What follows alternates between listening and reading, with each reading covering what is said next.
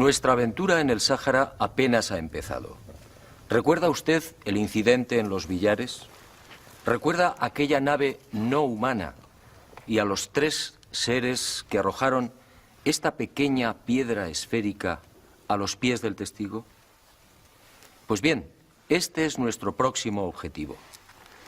Tratar de descifrar en Argelia el significado de los misteriosos símbolos del lucerillo. Sígame y lo que va a ver le sorprenderá. Los tuareg examinaron la piedra esférica con especial curiosidad. Prudentemente me abstuve de relatarles la increíble historia de la nave y los seres que al parecer podrían haberla grabado. Estudiaron igualmente el desarrollo de los grabados y todos unánimemente coincidieron. Aquello era bereber antiguo, es decir, signos correspondientes a la escritura que los especialistas han denominado líbico-bereber. Una escritura que, como tendríamos oportunidad de comprobar, aparece por todo el Sáhara, grabada o pintada en rocas y estelas de piedra.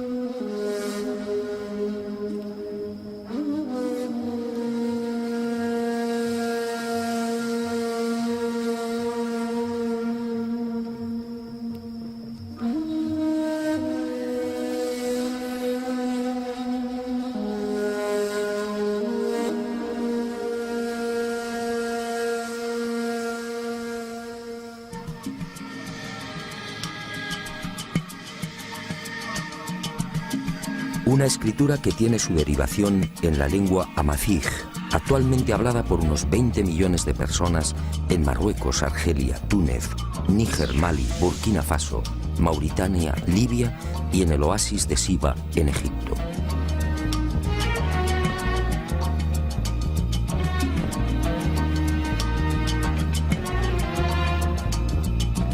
Los tuareg, ese pueblo único, orgulloso y hospitalario, forman parte de las etnias que han sabido conservar la escritura y la lengua bereber. Pero la decepción no se hizo esperar. Una cosa es hablar el bereber y otra muy distinta traducirlo.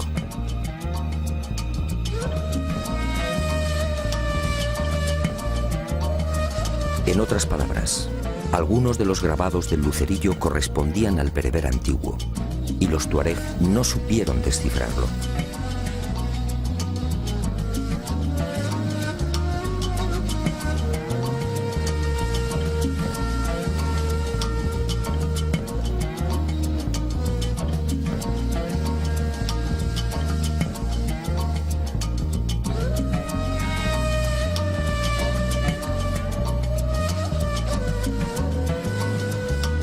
Aquel fracaso, lejos de rendirme, multiplicó mi entusiasmo.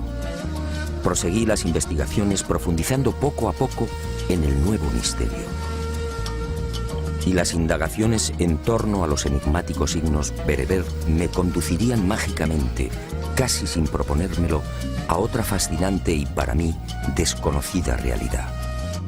¿De dónde procedía aquella escritura? ¿Arrancaba en el primer milenio antes de Cristo, como aseguran arqueólogos y lingüistas? ¿Por qué se perdió su significado original? Lo primero que descubrí es que aquella escritura, aparentemente tan simple, encerraba una enorme fuerza conceptual.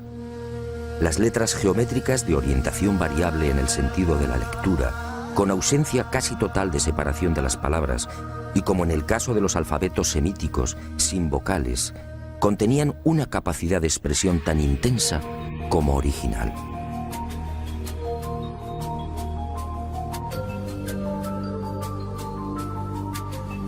El bereber, además, puede leerse en cualquier sentido, de izquierda a derecha, de derecha a izquierda, de abajo a arriba y viceversa, o en espiral.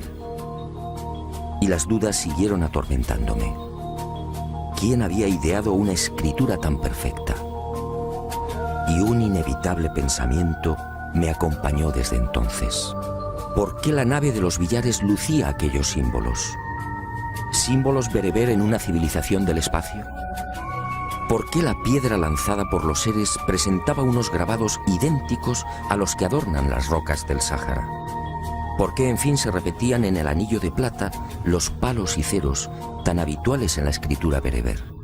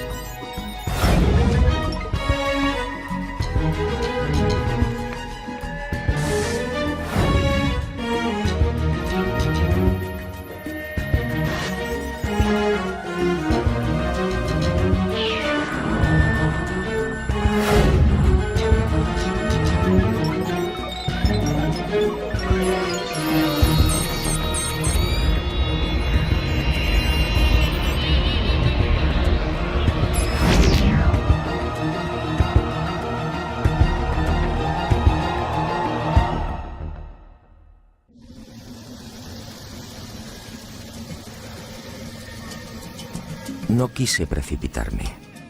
Al conversar con arqueólogos, historiadores y expertos en escritura bereber, comprendí que había cometido un error. No todos los especialistas están de acuerdo a la hora de establecer la procedencia y fecha de aparición del bereber antiguo. Unos lo hacen llegar del este, situando el nacimiento hacia el primer milenio antes de Cristo. Otros, en cambio, como Blanchet, Geseli y José Onrubia, sitúan el origen del proto-bereber en el propio Sáhara y entre el octavo y sexto milenios antes de nuestra era. Esta última teoría concede a la escritura bereber una extraordinaria antigüedad, entre 10.000 y 8.000 años, es decir, muy anterior a los textos escritos en Mesopotamia y en el Valle del Nilo.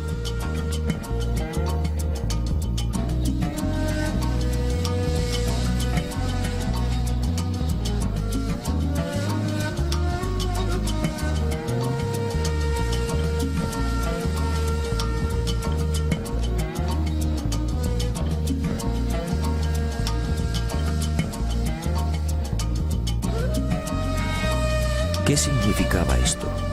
Muy simple. Si la escritura bereber tiene 10.000 años y si nació en el corazón del Sáhara, los científicos deberán cambiar la fecha de la historia. La escritura más antigua del mundo no se hallaría entonces en el Oriente, sino en África.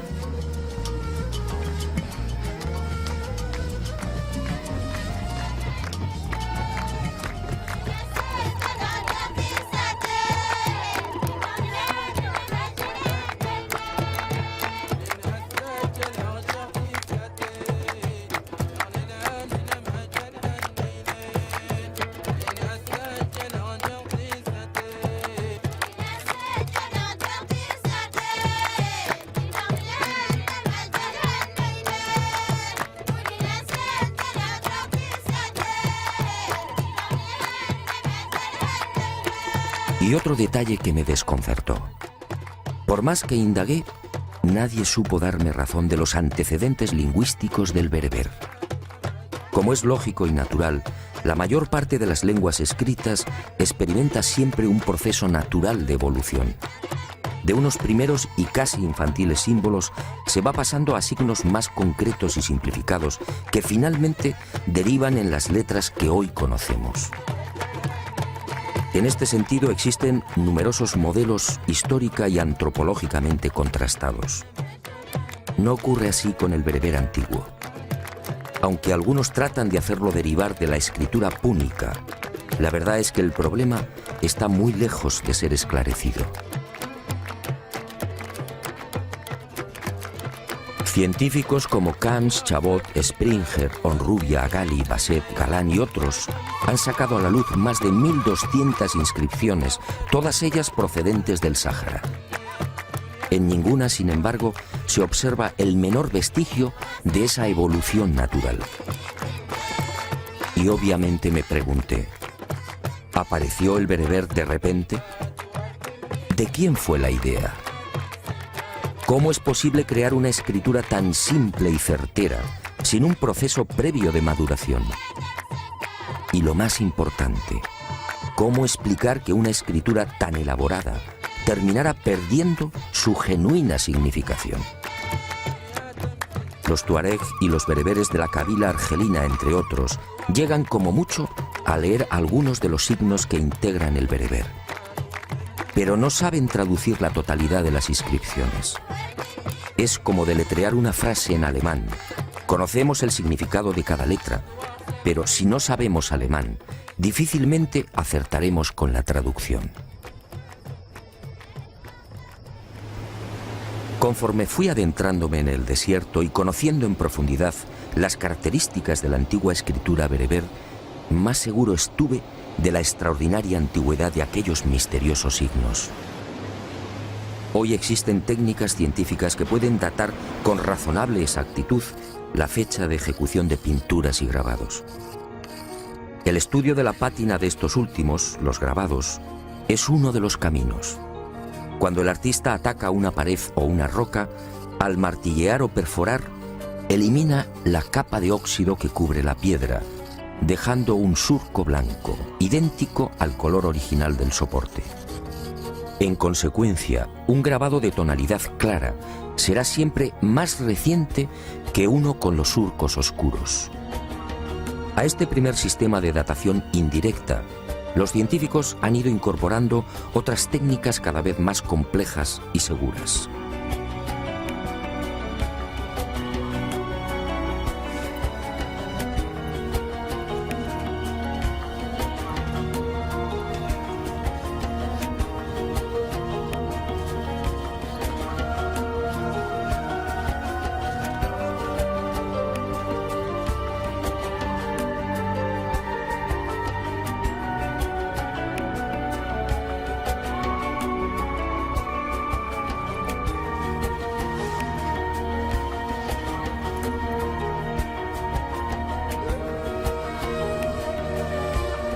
Lamentablemente, esas avanzadas técnicas científicas de datación no se han centrado en el estudio de la escritura bereber grabada en las rocas.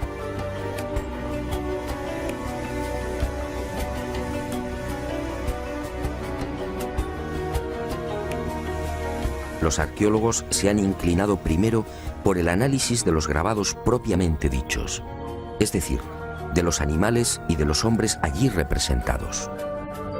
Y digo lamentablemente porque, según pude verificar, muchos de los signos bereber asociados a estos grabados presentaban una pátina tan oscura como el resto de la obra. Es decir, como afirman algunos investigadores, la escritura bereber podría remontarse a unos 8.000 o 10.000 años.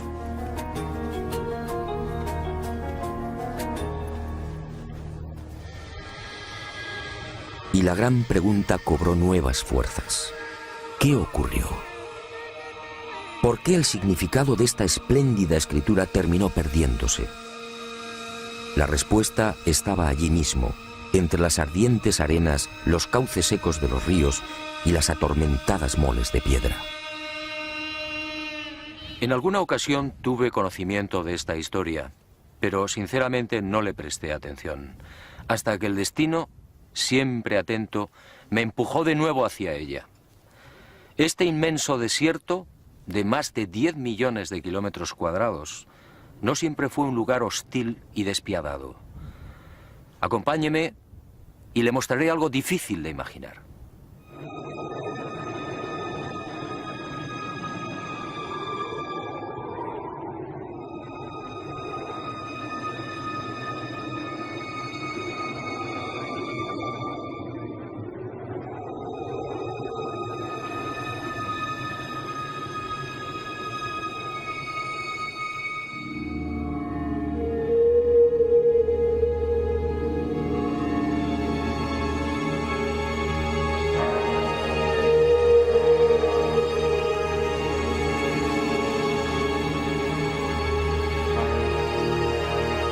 Supongo que es lógico. El hombre del siglo XXI ha conocido el Sáhara tal y como es. Una región desolada, donde las precipitaciones anuales apenas rondan los 100 milímetros. Un inmenso horno en el que la vida pelea dramáticamente por sobrevivir. Una interminable y cansina sucesión de arenales y gigantes rocosos apenas coloreados por las fugaces sombras de hombres y animales. Miles de kilómetros desde el Atlántico al Mar Rojo, incomprensiblemente condenados a la esterilidad y la muerte. 50 y hasta 60 grados de temperatura durante el día y un frío helador bajo el más hermoso firmamento del planeta.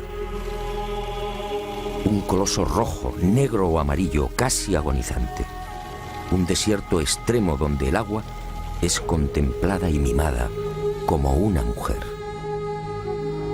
Pero no siempre fue así. Retrocedamos en la historia y abramos otra puerta en esta mágica aventura. Todo empezó hace 12.000 o 13.000 años, cuando los hielos de la última glaciación empezaron a retirarse. Según los expertos, en el último millón de años, durante el Cuaternario, nuestro planeta experimentó importantes cambios en su eje. De los 23 grados, inclinación habitual respecto al plano de su órbita, la Tierra osciló hasta los 22 y 25 grados en ciclos de 41.000 años, provocando sensibles variaciones climáticas.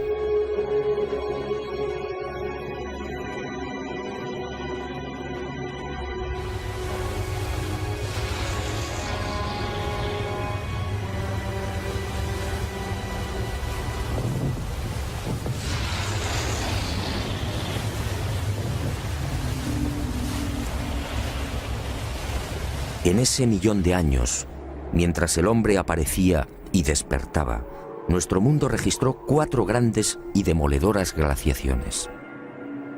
La última cubrió buena parte de América del Norte y Europa, llegando a las puertas de Londres, París y Moscú. La península escandinava quedó cubierta por una capa de hielo de 2.400 metros de espesor. Y hacia el 13.000 antes de nuestra era, la glaciación retrocedió concediendo un respiro al mundo. Los hielos se fundieron y los océanos elevaron sus niveles en 120 metros, niveles que conservan en la actualidad.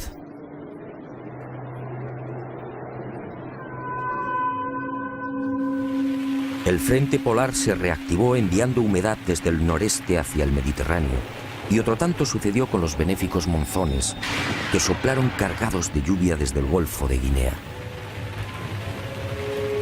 Y el Sáhara despertó a la vida. Las aguas freáticas ascendieron. Los lagos entre dunas se multiplicaron a millares. Los ríos rugieron de nuevo.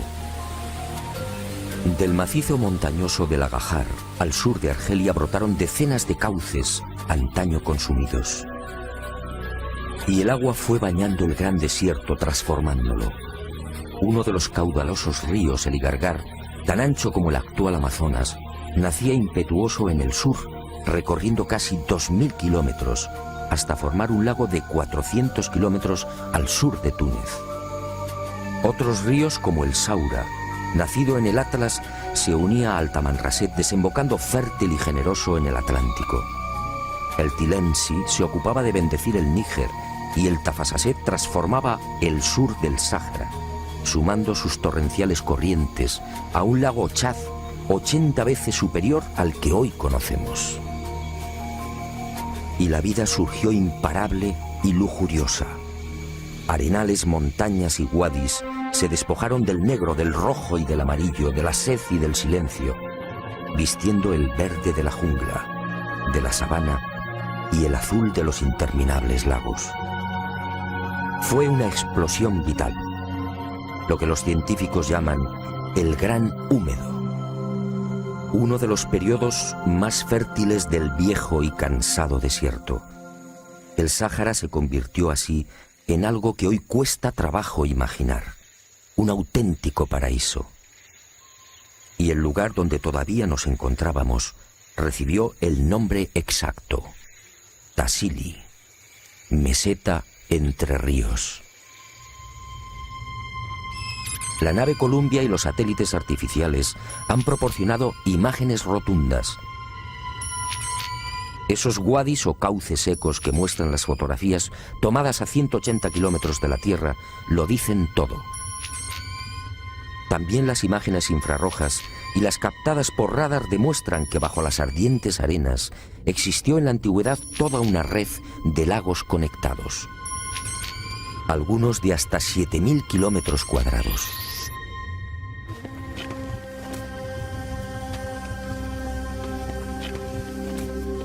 Aquí mismo, en la reseca meseta de Tamrit, pudimos contemplar los heroicos restos de lo que sin duda fue uno de los bosques más impenetrables del planeta, los cipreses de Tassili. Gigantescos ejemplares de hasta 6 metros de circunferencia, hoy agonizantes, pero todavía altivos, recordándonos el antiguo esplendor de la zona. El propio Lot, en sus incursiones hasta el Ténere, una de las regiones más sofocantes del Sáhara, llegó a descubrir notables acumulaciones de huesos y espinas de pescados que podrían llenar varios carros y que constituyeron parte importante de la dieta de los antiguos pobladores. ¿Y qué decir de los grandes morteros de piedra de una sola pieza descubiertos en todo el Sáhara? Prueba evidente de que el cereal cubría grandes extensiones.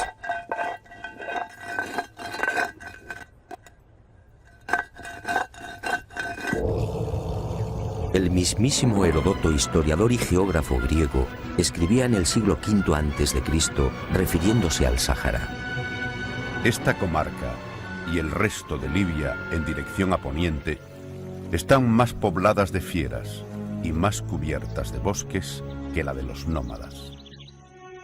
Las fieras. Y ahí otra de las pruebas de cuanto afirmo.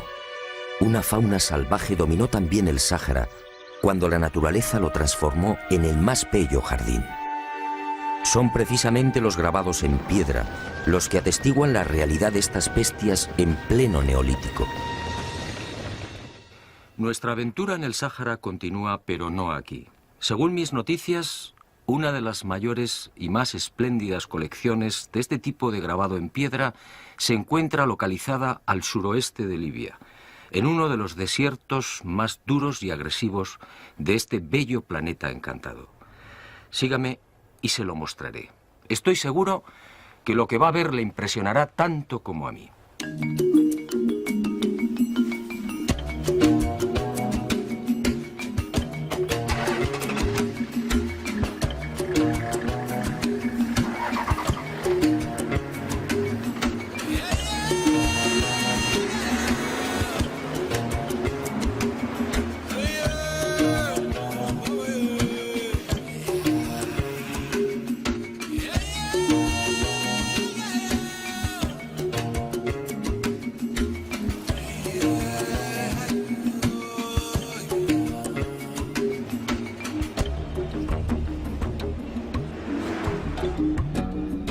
Nuestro siguiente objetivo nos llevó esta vez a Trípoli. Desde allí, cruzando los desiertos libios, alcanzamos Gadamés y Saba, penetrando por fin en la Hamada de Mursuk, otro infierno de piedra y arena. Una vez instalados en el duro Fesán, recorreríamos los Matendus, los célebres Akakus, y giraríamos hacia el norte, aproximándonos a la frontera con Argelia.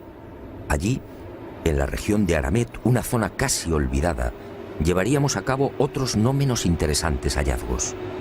Después, tras casi 3.000 kilómetros de duras y penosas marchas por el Sáhara, retornaríamos a Saba.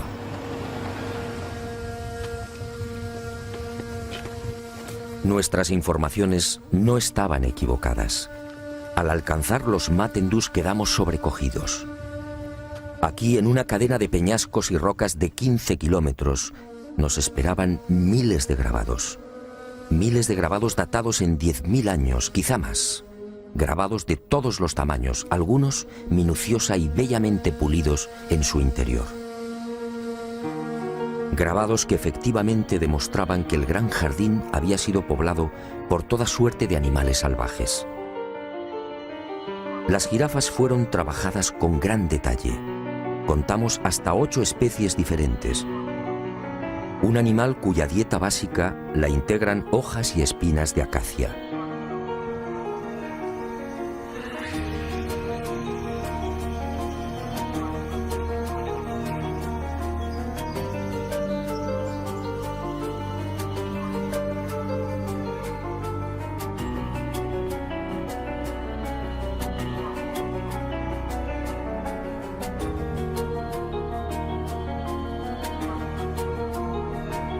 Y otra prueba más de la realidad de ese paraíso, el rinoceronte, un animal muy exigente con el agua.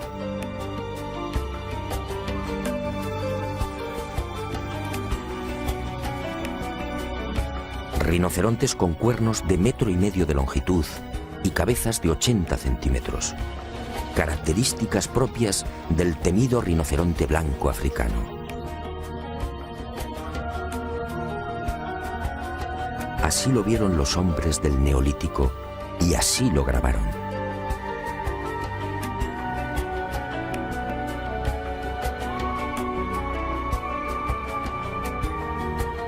Y entre este esclarecedor bestiario del Sáhara, otra pieza clave que nos transporta al gran jardín sahariano, el elefante. Encontramos grabados de todos los tamaños. En el Yerat, Henry Lott describió un ejemplar de 4,70 metros de longitud, un tamaño relativamente habitual entre los machos de 30 y 40 años. Y otro rasgo que pone de manifiesto la capacidad de observación de los habitantes del jardín y su gran preocupación por la fidelidad. En algunos grabados los elefantes aparecen con la cola doblada en ángulo recto, una actitud adoptada por las hembras antes del apareamiento.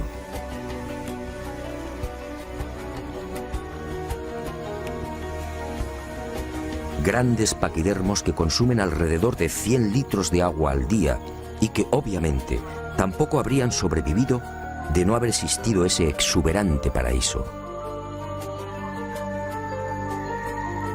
Un Sáhara verde y acuático, tan difícil de imaginar, en el que los saurios se multiplicaban a millares. El gran cocodrilo de los Matendus así lo confirma. El ejemplar, un adulto de 2,50 metros, seguido por una cría, fue grabado hace miles de años. La oscuridad de la pátina no ofrece dudas.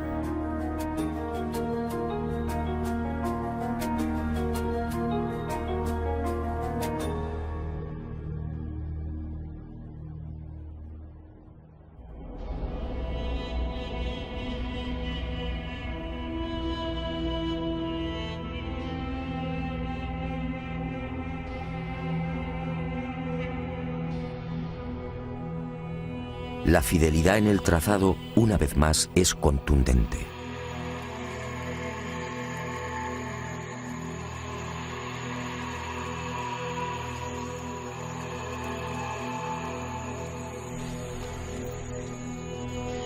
Nueva sorpresa. ¿Hipopótamos en el desierto? Quizá la pista más notable de lo que afirmo. El hipopótamo no puede vivir sin el agua. Es su medio natural. Pues bien, los especialistas en grabados y pinturas han localizado en el Sáhara un centenar de representaciones de este coloso. Todas ellas en Yerat, Tassili y Mesac, es decir, en el gran horno sahariano.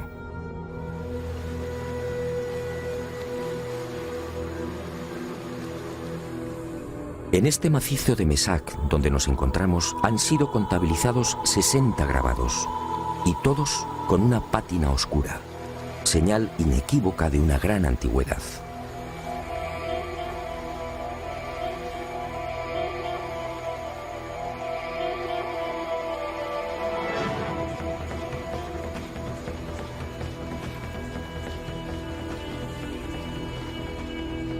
Pero no todos son animales conocidos.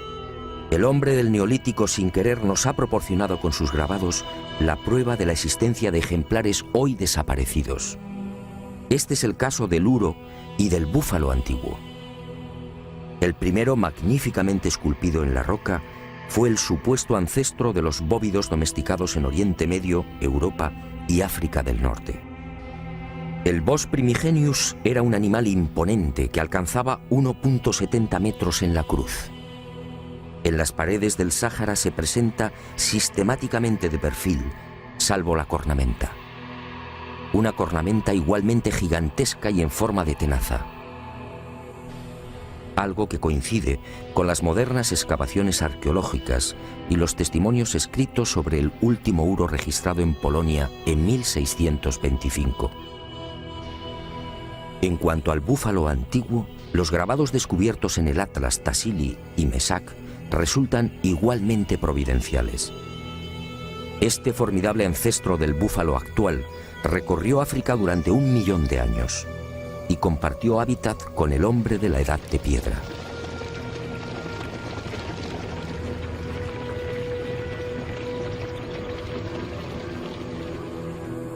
Sus grandes dimensiones, con cornamentas de más de 3 metros de envergadura, debieron impresionar a los habitantes del jardín sahariano.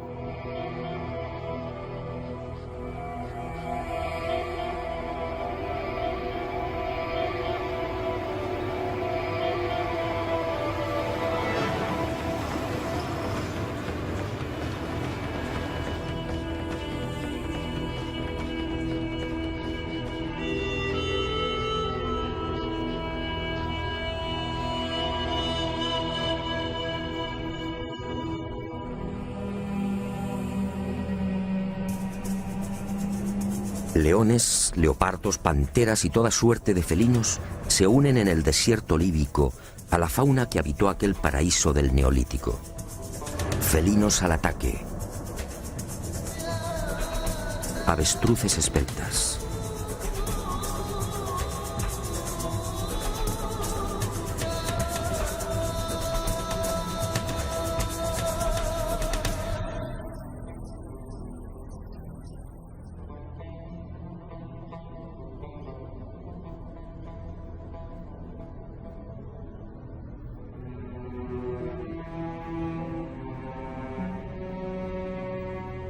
Perros al servicio del hombre. Decenas de antílopes, algunos casi extinguidos como el órice, la gacela de Waller y el antílope búbalo. Muflones de cuernos anillados y largas crines en cuello y pecho, hoy desterrados a las solitarias cumbres y mesetas del Tassili. Y por fin decenas y decenas de vacas. Otro animal que nos conduce indefectiblemente a la abundancia de pastos, a un clima benigno y a la presencia de ríos y lagos.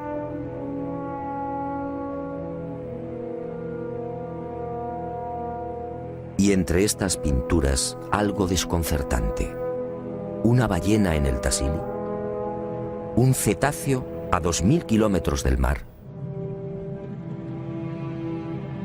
Todos ellos como vivo exponente de una fauna que precisaba inexorablemente del agua. Pero alguien me había hablado de los últimos restos de este jardín, todavía visibles en Celiaf, en las proximidades de Saba.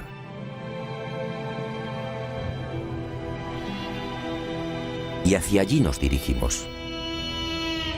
Fue sin duda la etapa más gratificante de nuestra estancia en el Sáhara. Si tratar de imaginar el desierto como un floreciente jardín no es tarea sencilla, la visión de aquellos 21 lagos perdidos y sujetos entre un océano de dunas no resultaba tampoco un ejercicio cómodo. Costaba acostumbrarse a la realidad de aquellas aguas, en su mayoría saladas, alimentadas por misteriosos manantiales subterráneos. Aguas verdes, azules y transparentes en el corazón de la desolación. Lagos como el Mafu, Gabrón, Ouan al-Mar o Ruiz, de 70 y 80 metros de profundidad, que albergan la reliquia de lo que fue una vida pujante, quisquillas y pequeños peces tropicales.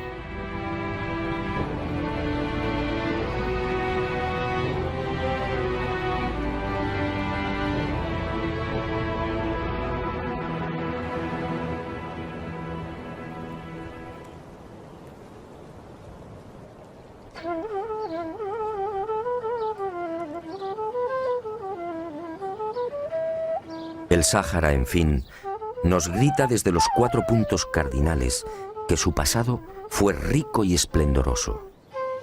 Hasta el áspid de Cleopatra, la serpiente de los encantadores, nos recuerda aquel tiempo benéfico.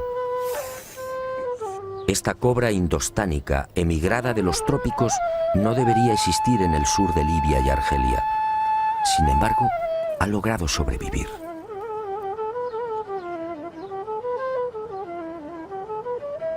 Es otra prueba de la existencia de aquel paraíso.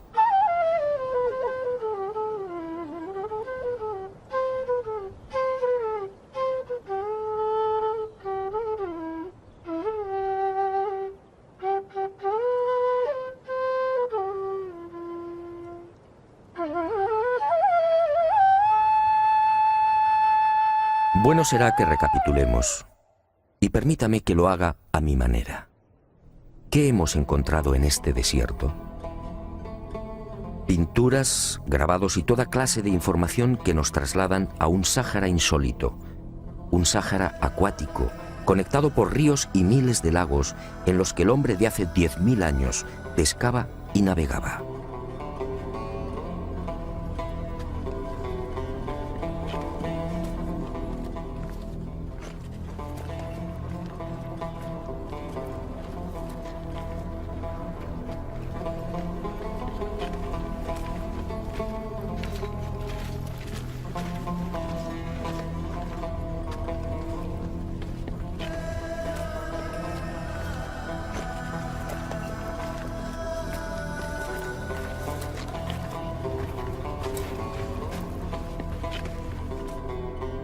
Hemos hallado la imagen de un barco de 3 palos en una colina de 600 metros de altitud, Zinquicrá, en mitad del hoy abrasador desierto de Yerma, en Libia.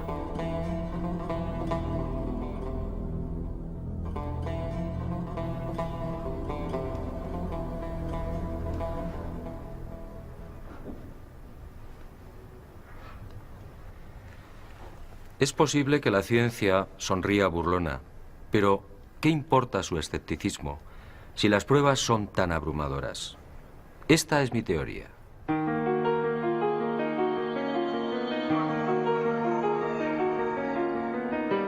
En pleno Gran Húmedo, hacia el 9000 antes del presente, una o varias civilizaciones no humanas tomaron el centro del jardín en el corazón del Sáhara como base de operaciones y prendieron la mecha de una nueva humanidad.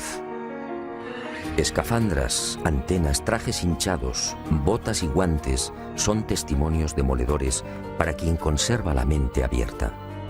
Es más que probable que fueran tomados por dioses. ¿Qué otra cosa podían pensar aquellos recolectores y cazadores cuya industria se centraba en el sílex y en las hachas de piedra? Y la meseta de Yavaren desde entonces fue llamada Tierra de Gigantes. Y a la vista de estas pinturas, el instinto y mi larga experiencia como investigador me dicen que esos seres del espacio pudieron intervenir a nivel genético, mejorando las razas.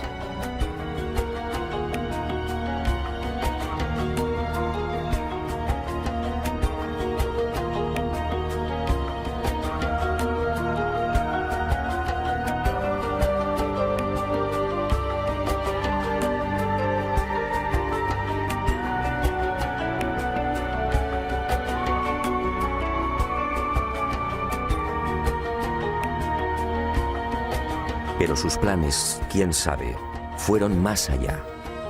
¿Enseñaron también la domesticación de animales? En los grabados que muestran la fauna salvaje, justamente los más antiguos, observamos un hecho muy significativo. Entre elefantes, jirafas, rinocerontes y felinos, apenas vemos bóvidos conducidos por hombres o perros colaborando en las cacerías. Es en los periodos posteriores, a partir de los cabezas redondas, cuando surgen los rebaños, los arreos, las escenas de ordeño y los pastores. En los grabados de la fauna salvaje, datados por Mori entre el 12.000 y el 9.000 antes de nuestra era, no asistimos a escenas de domesticación porque, en mi opinión, el descenso de esos seres no humanos pudo registrarse después, justamente hacia el 9000. Y otro detalle que me llena de dudas: ¿se produjo esa domesticación de la noche a la mañana? Todas las especies animales han necesitado de mucho tiempo para disfrutar de sus peculiares características. Así lo exige el desarrollo de la vida. Y me pregunto, ¿cómo se las ingenió el hombre del Neolítico para modificar lo que la evolución había ido fijando en cientos de miles de años? ¿Cómo explicar que los bóvidos perdieran su natural agresividad? ¿Cómo lograr que algunas aves se vieran desprovistas casi de un día para otro de su capacidad para volar? La respuesta solo puede ser una. Quizá esos seres no humanos manipularon genéticamente las especies que estimaron más provechosas para el hombre. Pero los experimentos, muchos de ellos fallidos, pudieron abarcar a otros animales. Esto explicaría la presencia en las pinturas de bestias desconocidas y seres que la arqueología califica de mitológicos. Avestruces con cabezas de bóvidos, hipopótamo con dientes de carnívoro, antílopes con cuerpo de elefante, jirafas con cabeza de asno o grandes paquidermos con 3 cuernos. Y todas estas imágenes pertenecientes a un mismo periodo, el de los cabezas redondas.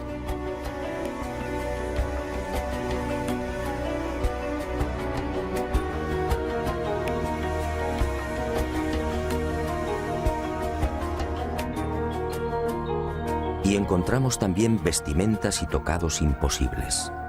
Imposibles para un neolítico hace 9000 años, en el que no se conocía aún el arte del hilado. Pinturas y grabados en los que las mujeres lucen vestidos transparentes, capas bordadas y teñidas en múltiples y vivos colores y un calzado impropio de la época. ¿De dónde surgió este ropaje? ¿Quién lo fabricó? ¿Quién enseñó a estas tribus el arte del aseo y la peluquería?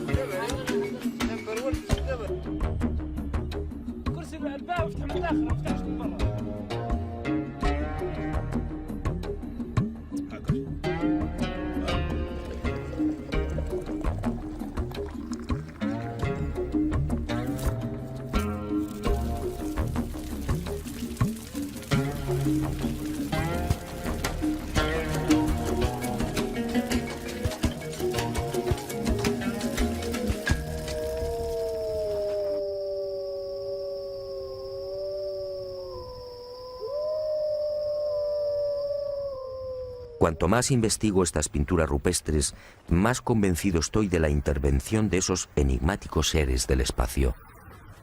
Fueron ellos los que sin duda dieron el primer aliento civilizador a unas gentes casi desnudas, sin norte y con una precaria conciencia de sí mismos.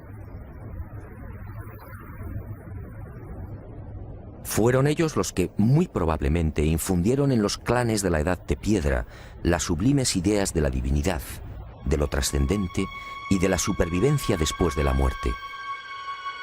Fue en ese tiempo cuando el hombre de la Edad de Piedra experimenta un brusco giro en sus costumbres y en lugar de abandonar a los muertos a su suerte, procede de pronto a sepultarlos en enormes y elaborados túmulos. ¿Casualidad? Unos túmulos de piedra formados por anillos concéntricos y muy cerca de los abrigos en los que pintaban a los cabezas redondas. Solo en el Fesán libio han aparecido más de 60.000. ¿Por qué esa estructura tan parecida a las de las naves de los gigantes? ¿Otra casualidad? ¿Fue un recuerdo o un homenaje a los dioses instructores? ¿Pensó el hombre primitivo que así, enterrando a sus muertos en una tumba con forma de nave, tendría más fácil el acceso a los cielos? Después de todo, ¿qué eran aquellos prodigiosos carros de fuego? ¿No eran unos objetos que procedían de las estrellas?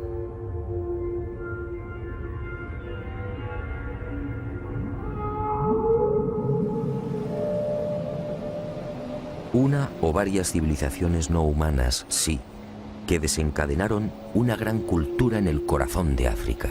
Una cultura que, según mis estimaciones, habría arrancado mucho antes de lo que imaginamos. Una cultura apuntada en miles de pinturas y grabados que muy pocos conocen. Una cultura que recibió también el precioso tesoro de la escritura. Una forma de comunicación directamente enseñada por los dioses. Una escritura, por tanto, que no precisaba de evolución alguna. Por eso los científicos no consiguen encontrarla. Por eso nunca la encontrarán. No tengo la menor duda. La escritura berbera antigua que se extiende por el Sáhara, la que fue observada en la cúpula de la nave que apareció en los billares, la que adorna la piedra esférica lanzada a los pies del anciano español, y los signos grabados en el anillo de plata depositado en el fondo del Mar Rojo, tienen un mismo origen: los gigantes de Tassili.